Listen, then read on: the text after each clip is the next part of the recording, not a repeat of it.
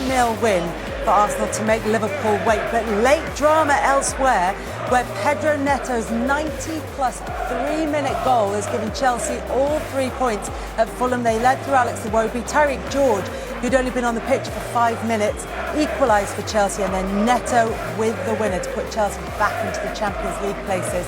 And Manchester United beaten 1-0 at home by Wolves, who've done the first league double over Manchester United since 1979-80. Carlos Sarabia with the goals there. He'd only been on the pitch for 3 minutes. The win for Wolves means they are officially safe. They go up to 15th place in the table. Leicester inside the bottom three. They're in action against Liverpool very shortly. Defeat for Ipswich means they are not mathematically relegated, but Manchester United and Wolves now level on points in the table. Chelsea move into 5th place as Nottingham Forest drop out of the top 5 for the first time since early December. Arsenal's win means they close the gap on Liverpool to 10 points. Liverpool now still need 6 points to win the Premier League trophy. Richard said after the big result in Real Madrid in midweek that it was important for you to show consistency and to start winning games in the Premier League. Did you show that today? Yeah, I think so. I think it was a great game overall of us. Created a lot of chances, and then at the end he scored 4 as well. So yeah, well done to everyone.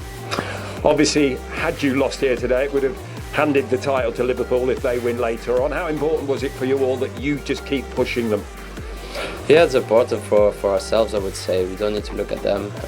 As you said, we wanted to win, to come here and win in the Premier League as well, and that's what we did. So yeah, we just need to keep going like this and take game by game. Clearly, you've also got your eyes on a big prize in Europe in terms of the Champions League. How important is winning mentality and momentum now for Arsenal? Yeah, very, I would say. We want to win every game, but you know how tough it is as well in the league. And yeah, it's a good win today, and we just need to keep pushing and going forward. There's another game on Wednesday, so they keep on coming. But Arsenal have made Liverpool wait to lift the Premier League another week if they want the opportunity to win the Premier League trophy.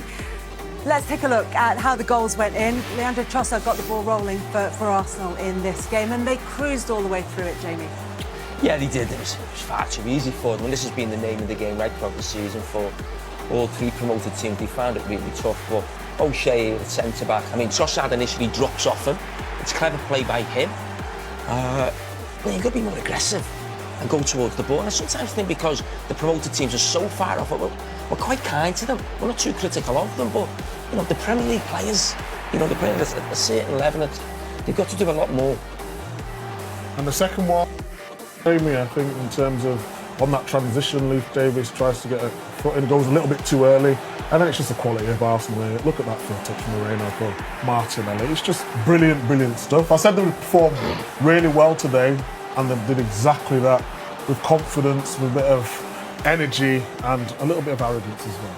A little bit of frustration creeping in for Leif Davis at the beginning of the move for that goal, and then he got the red card. Yeah, he'd obviously had a warning earlier, but he's getting frustrated. But this is unacceptable. This is obviously a dangerous tackle. Saka's going nowhere. He knows what he's doing. He seems surprised to get the red, but we've looked at it, and I think it's the right decision. Crazy tackle. Yeah, apologetically leaving the pitch at the end of that. He knows he will have cost his side. We were already 2-0 down, and it got worse for them and better for Arsenal, Michael. Yeah, again, set pieces, making the most of the man advantage. But just look at the pass from Declan Rice. See it on this angle here, just reverse pass. Trossard, nice and cool, and just slots it home. Arsenal in full flow. And then young Ethan Nwaneri with the fourth. Yeah, I mean, he's done a really good job for them, hasn't he? When they've been missing Saka for a long time, the second half of the season. So he's had a little taste of it, so he'll be desperate to sort of finish the season well. You keep coming off the bench, getting minutes. And yeah, he looks like a little superstar of the future, and another goal for him. Yeah, players playing as well for the place against Paris Saint-Germain in the Champions League, that two-legged semi-final to come in a couple of weeks' time. In the meantime, they've been focusing on the Premier League, and it means that Liverpool will have to wait to seal this down to 10 players. Let's take a look at the first goal. Of Ipswich been the architects of their own downfall? Yeah, of course. It's obviously very difficult. Obviously, they're up against it. We're seeing the difference in quality. Arsenal winning the ball back here and control, passing it forward. And what we know, you give good players time and space, you're going to get punished. Ipswich don't really know what to do. Any sort of switch of play, they're all over the place. And once they get in that, Odegaard's running at Saka. Saka's giving them a good option. Very, very simple football. Ball into the box.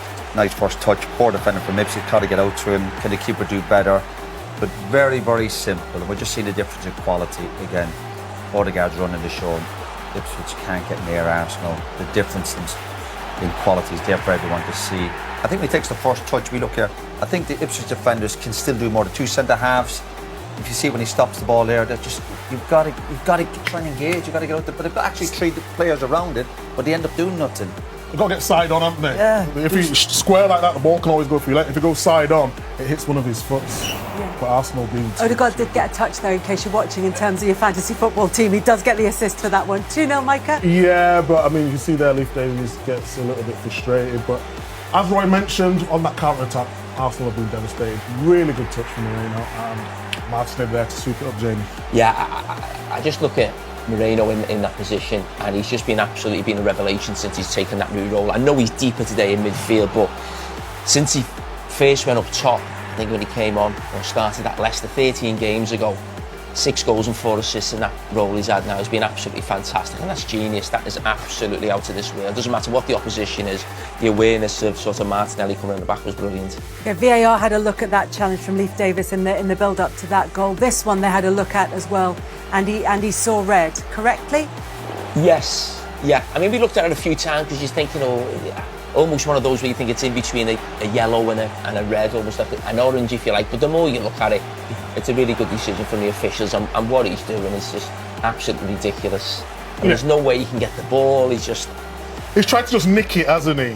That's what he's tried to do. I don't think he's tried to do it, but I agree with Carl. I think it's...